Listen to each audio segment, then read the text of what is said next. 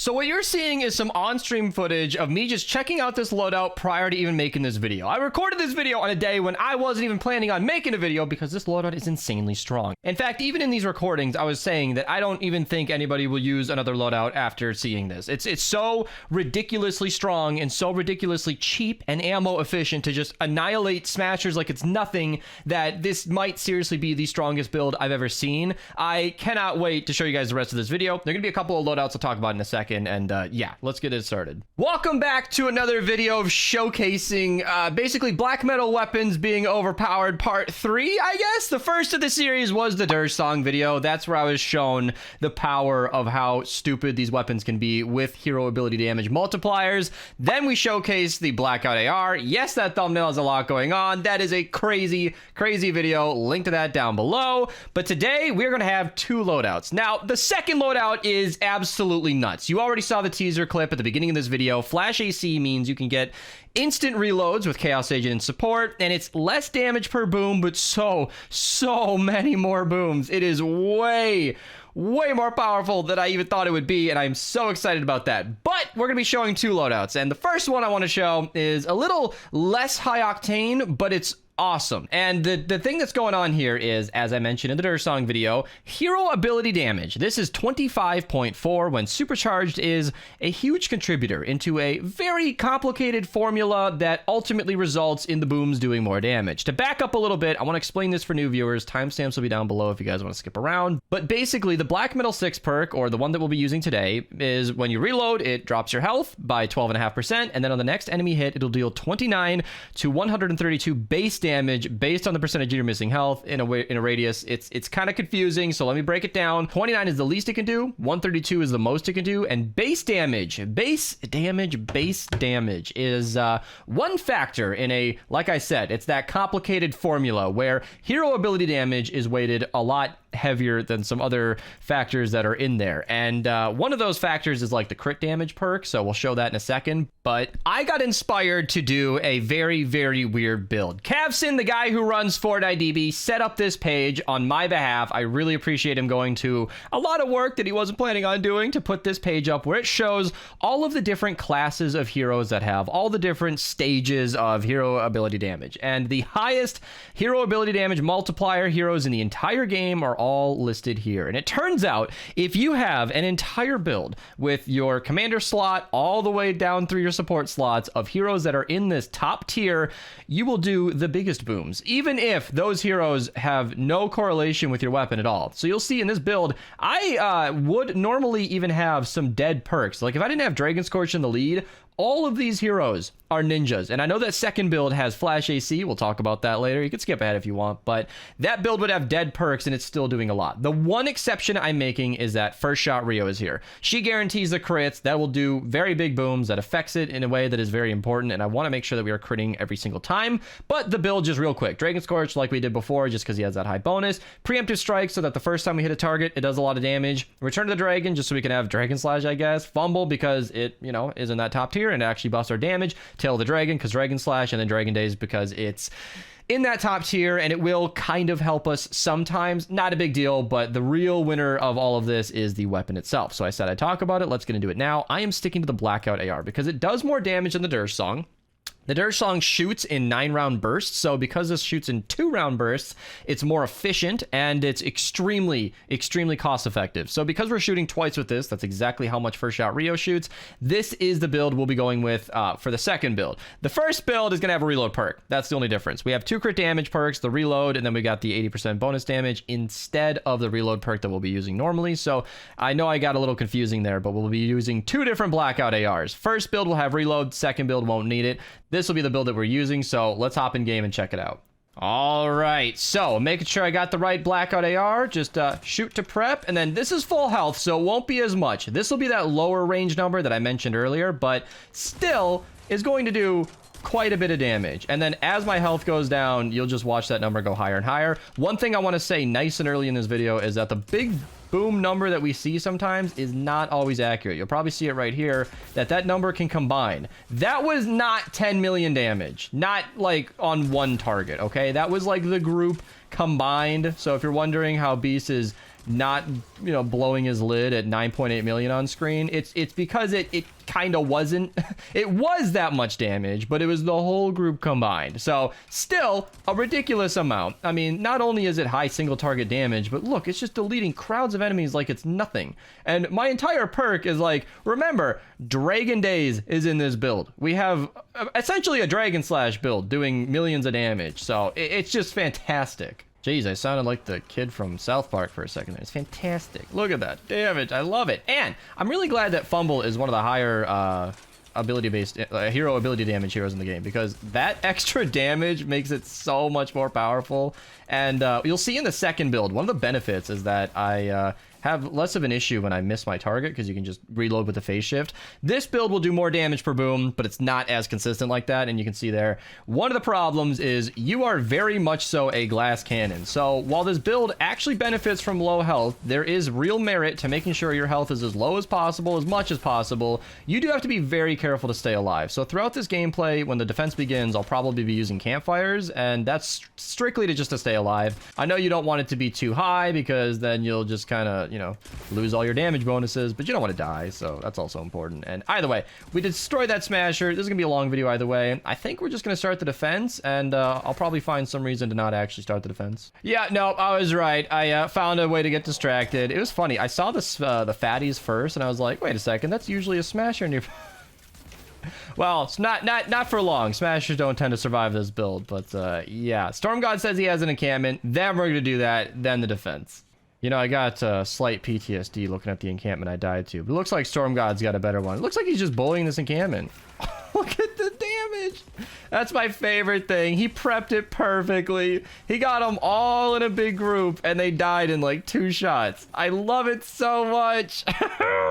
All right, the first wave begins. We got some basic defenses down. Honestly, probably not going to need too much with this build, unless, of course, there are shielders involved. Oh, my goodness.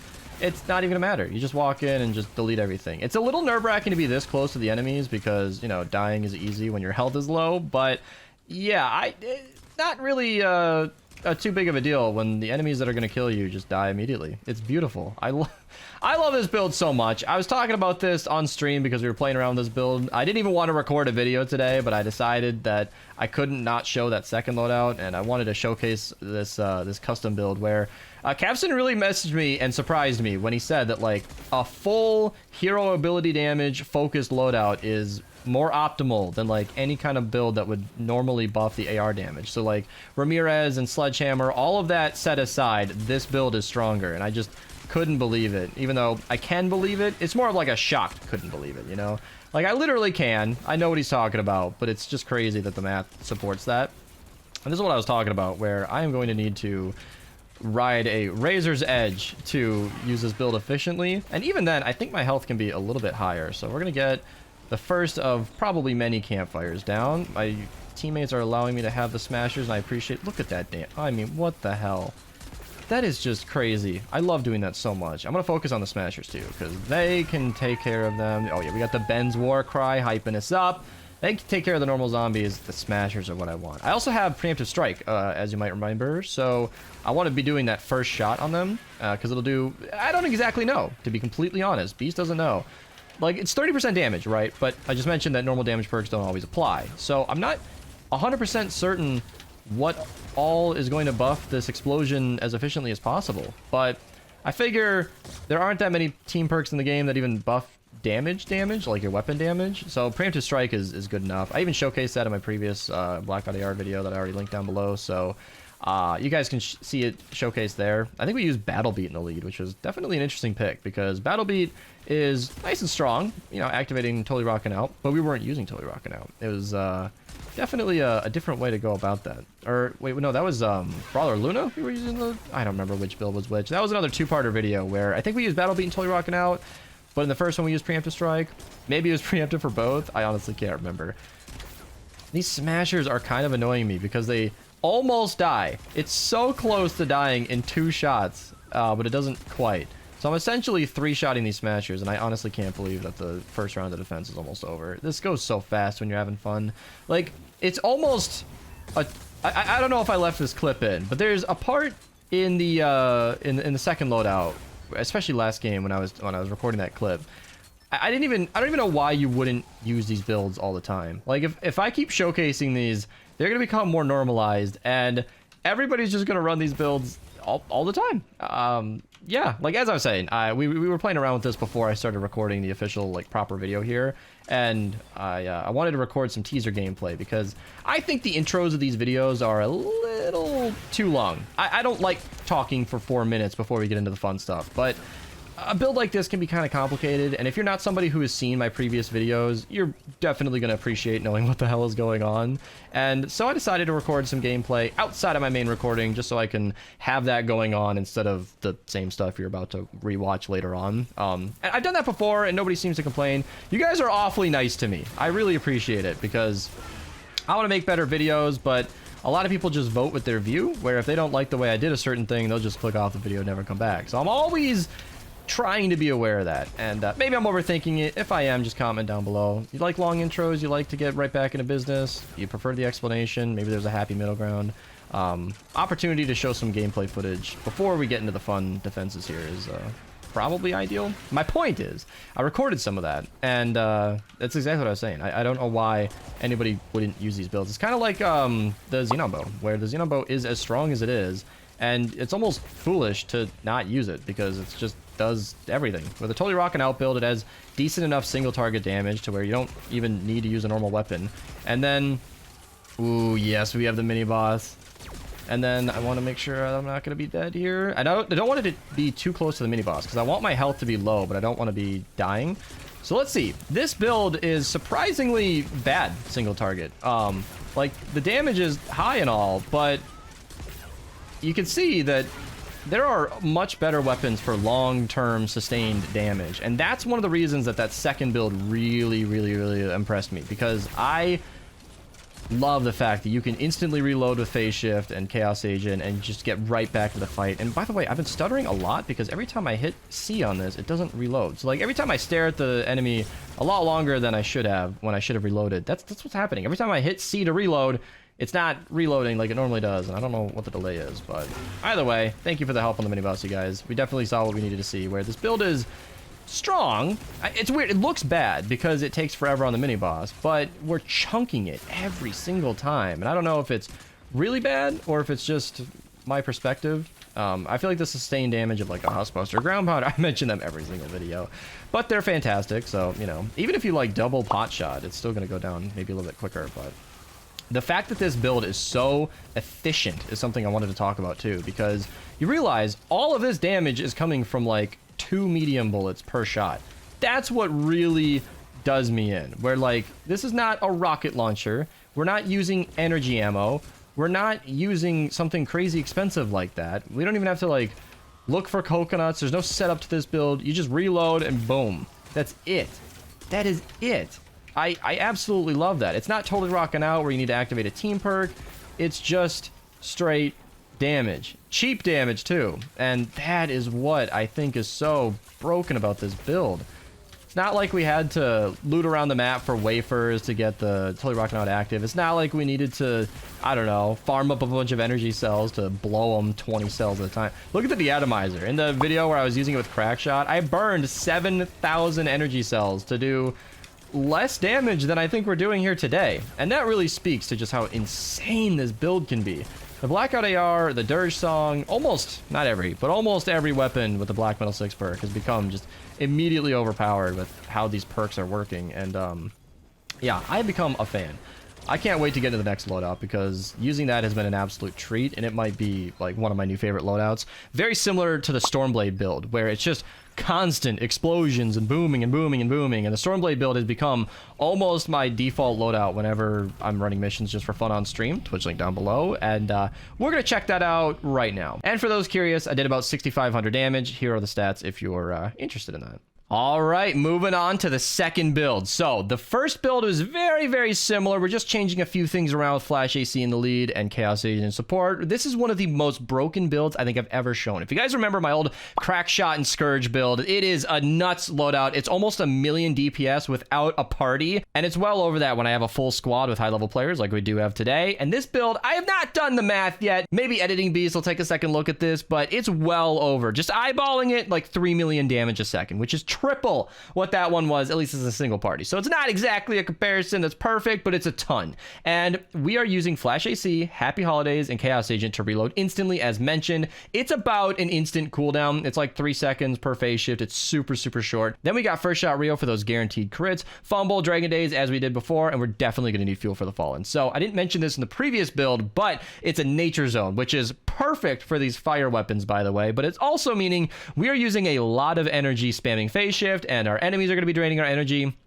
Definitely going to need Fallen Love Ranger Jonesy, that's for sure. Then we got one more change that I wanted to make a note of, and that is that we will no longer be needing reload, so we'll be switching to our different Blackout AR. This is going to be adding an 80% bonus damage based on our missing health.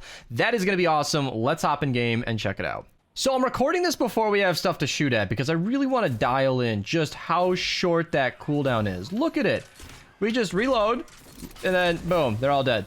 And that's kind of one of the benefits of running Flash AC, is on top of an instant reload, look how beautiful it is, you can get around the map super easy. And Fuel for the Fallen keeps us nice and stocked up. This build is absolutely nuts. Oh, we got some sleepers just hanging out. Yeah, so this is where I need to be very careful about my health because it gets a little scary when it's this low. There was an enemy behind me, but it doesn't really matter. Oh, look at it. It's nuts. It's so good. I love it. Oh, this might be one of my favorite builds ever. I mean, this is just stupid. I just saved a survivor on accident, and then unfortunately that was all I could muster. I couldn't even save myself.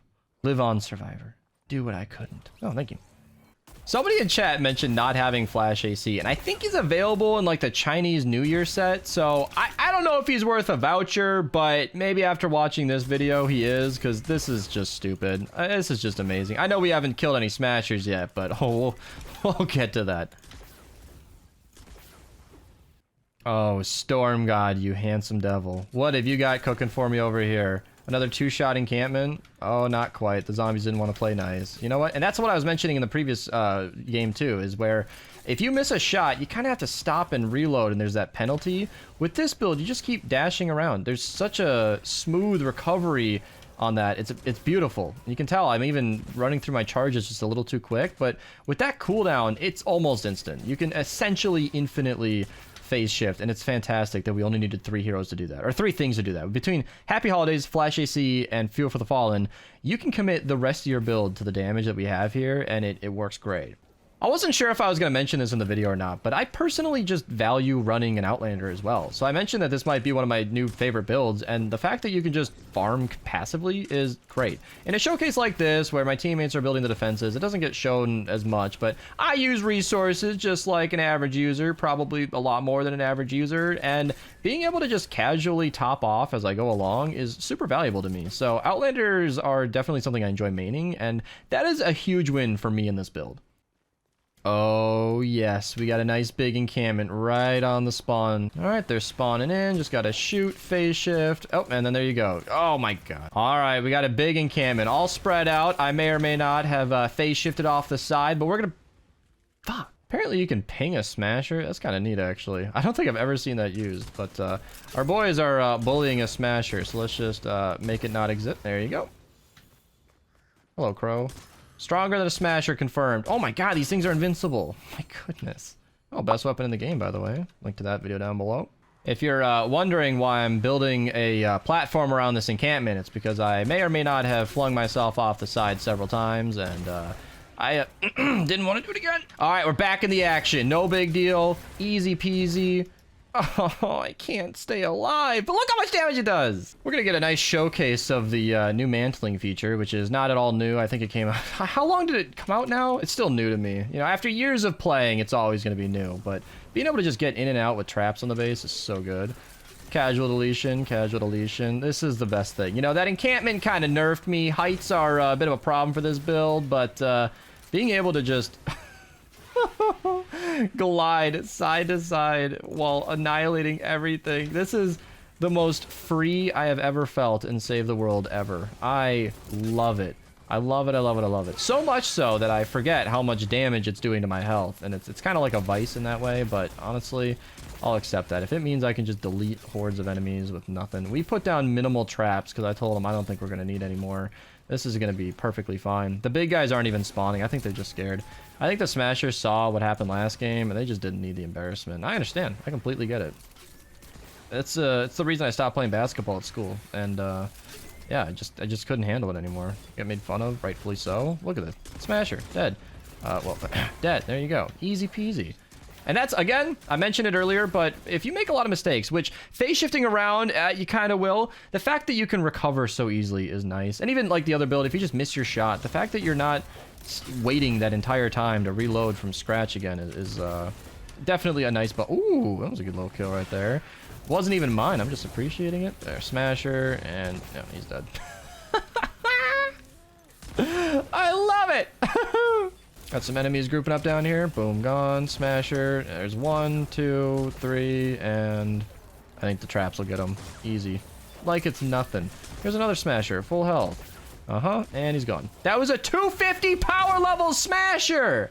The triple crit damage Wrath is one of the only weapons I can think of that kills a Smasher that fast. Oh yeah, Ben's Warcry is right. Twitch chat, link down below. They're having a good time.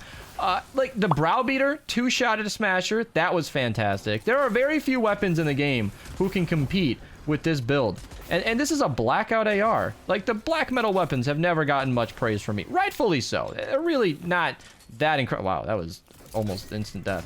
They're not even that incredible, but this 6 perk is just bananas. Absolutely B-A-N-A-N-A.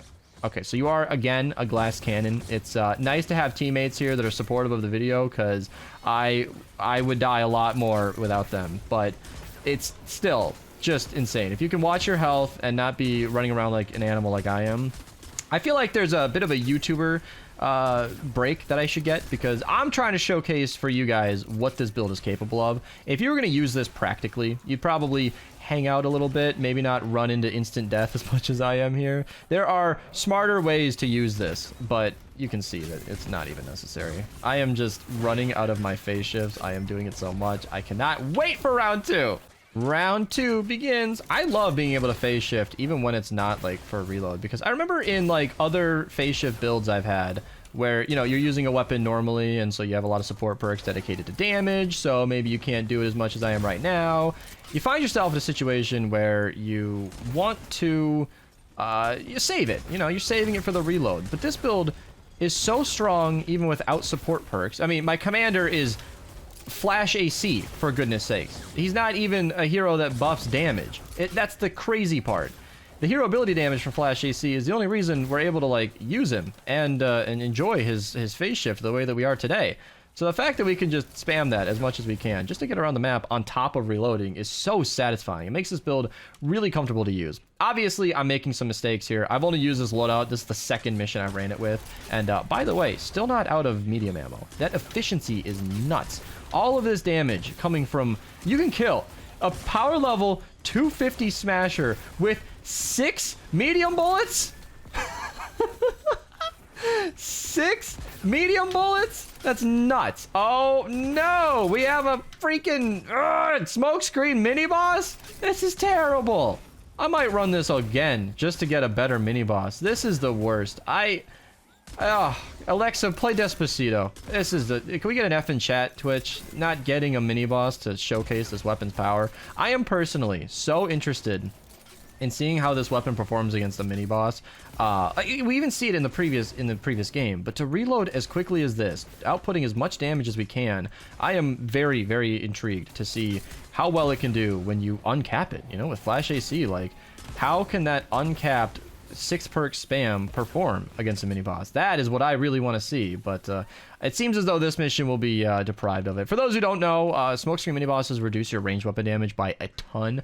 I would have been doing next to nothing. Even with this build, it is very, very bad. It decreases it by like 70-90%, something like that, and it's basically pointless to even shoot at it. It's like trap vulnerable mini bosses. If you ever see a guy laying into a trap vulnerable mini boss, you're welcome to just laugh at him on my behalf. If you guys see a pot shot user laying into it, just put some broadsides down, or you know, wall darts, anything that isn't a weapon that's a ranged weapon, because it'll do nothing. And yeah, honestly, actually, trap vulnerable is any weapon of any kind except for traps. So there is a time and a place for things, and unfortunately today it didn't line up that way. I can't say the same about, was it the Gravedigger video where we basically got the same mini boss twice? So link to that down below if you guys want to not experience this kind of misery. That was perfect. I feel like I'm cashing in that karma, because getting the same mini boss to test, it wasn't literally the same, but effectively the same mini boss for 2 different builds of the same weapon was so perfect.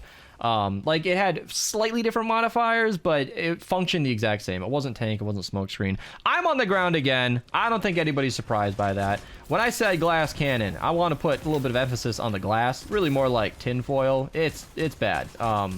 It is so bad, how easy you can die. But if you're not standing in their spawns in an acid pool mission on top of beehives like I am, usually you're fine. It's just that I'm kind of playing like an idiot. Like I said earlier, if I wasn't doing a YouTube showcase, I'd be over here, you know? I'm basically the goalkeeper, just making sure that no smashers can get through. You could even put like 2 walls just like this. Look at that anti-material charge. And just like this, you can lock down an entire defense. This is probably the much smarter way to do things. You can see, like, the only thing a build like this is concerned about is a smasher or a mini boss.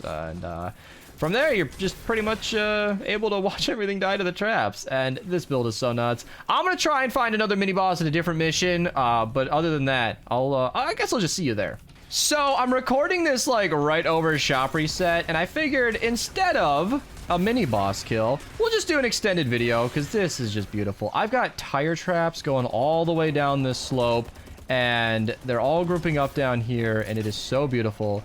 We have that dreaded spawn that I think we all have seen before, where we got this big ramp right here, and so I just put tire traps for days. Unfortunately, it is an elevated location, and I think we all can remember what happened to me with that situation. So this build does not like elevated areas or death bomb, and healing death burst is also pretty brutal. So this is a hostile mission, but I think I'm okay. I'm just gonna keep phase shifting around. Nothing's gonna be able to touch me. Look at the damage. Oh my god, even the death burst just cannot stop this build. Oh, gotta get away from the death bomb. There's like a certain amount of tact that is needed to not be eliminated from this area. This is scary. I just keep pushing myself against the back ramp, and apparently going up the ramp backwards. Ugh. Just trying to activate my ability without dying, and I think we're doing a pretty good job, seeing as I'm somehow not dead yet. Look at all the death bombs. This place is hell. This is just hard to survive.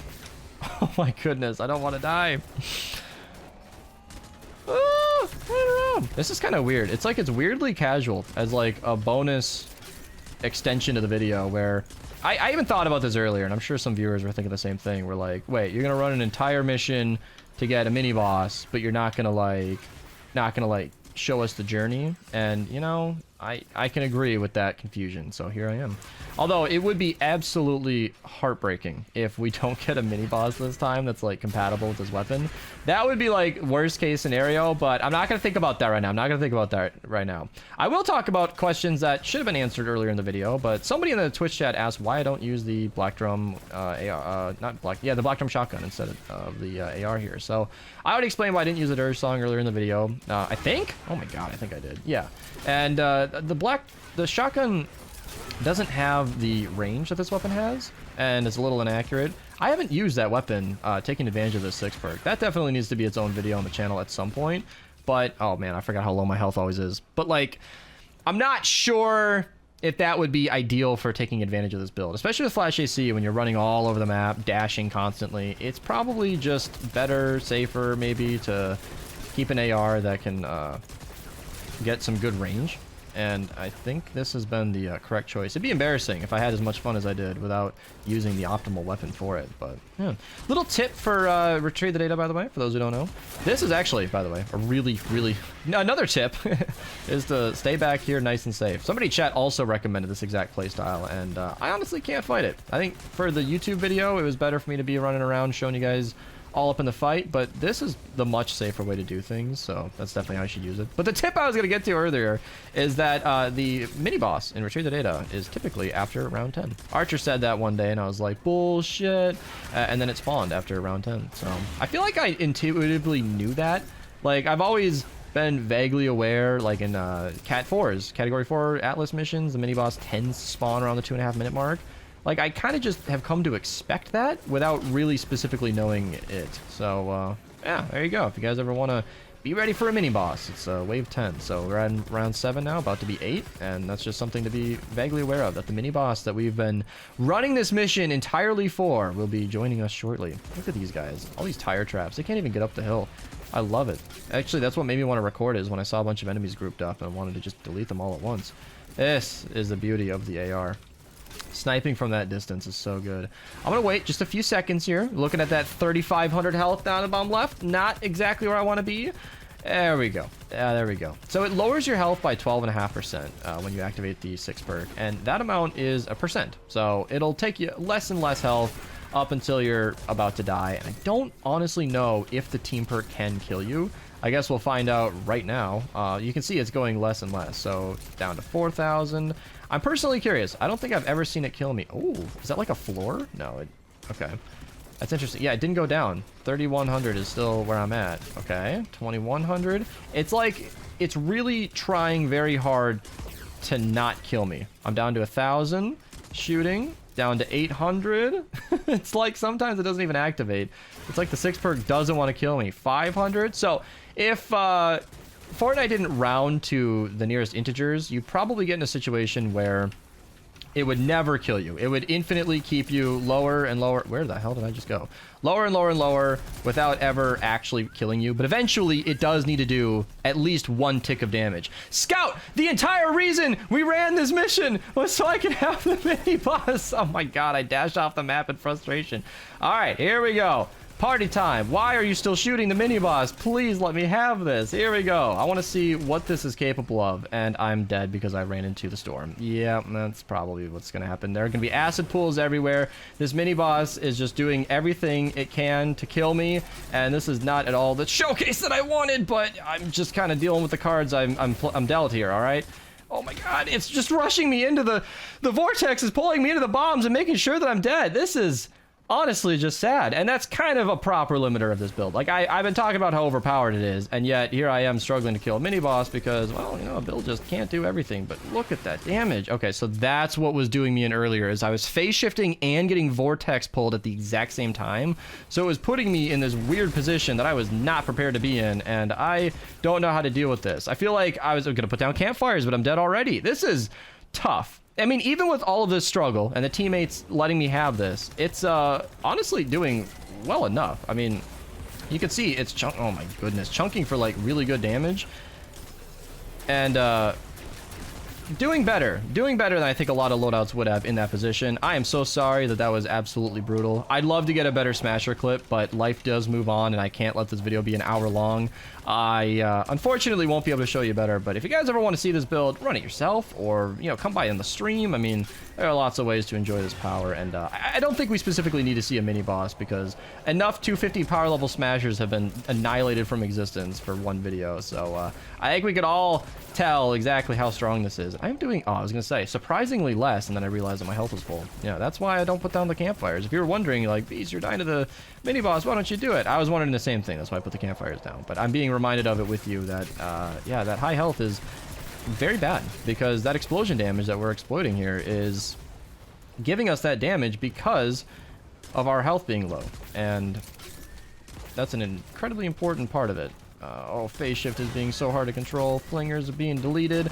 I love this build so freaking much. And with the mission just about over, I'm gonna let you guys know that I appreciate you watching. If you guys want to recommend anything, comments are down there. Subscribe if you're new. I really do appreciate it. We're at like 106,000 on YouTube as of recording, so making that number go higher is always something that makes me smile. And hope you guys enjoyed. I'll see you guys in the next one, and yeah, take it easy.